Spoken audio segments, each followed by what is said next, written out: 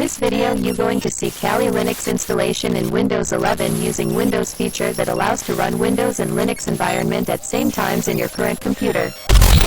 Okay, जिनको नहीं पता WSL क्या होता है उनके लिए छोटा सा introduction. WSL or Windows Subsystem for Linux, WSL, is a feature of Windows that allows developers to run a Linux environment without the need for a separate virtual machine or dual booting. तो Kali Linux को install करने के दो तरीके हैं। Number 1. Microsoft store के through. Number 2. Window terminal और command line prompt के थ्रू। इस वीडियो में डेमोन्स्ट्रेशन के लिए मैं कमांड लाइन का यूज करने वाला हूँ क्योंकि we are anonymous. We are legion.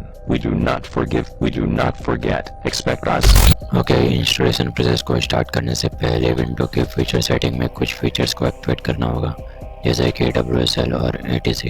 First, click the virtual machine platform. Second, click the Windows Hypervisor platform. Third one, Windows Subsystem for Linux. Features के अप्लाई होते ही हमें सिस्टम को रिबूट करना होगा। फिर हमें कुछ कमांड को इनपुट करना होगा जिससे ऑनलाइन जितने भी अवेलेबल डिस्ट्रीब्यूशंस हैं वो सारे लिस्टिंग होंगे। उनमें से हमें काली लिनक्स को चूज करना है। उसके बाद cmd में WSL --- इंस्टॉल -d काली लिनक्स देन एंटर करना होगा।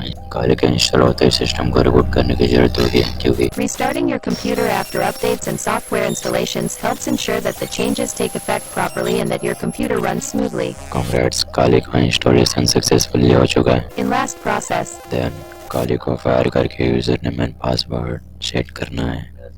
उसके बाद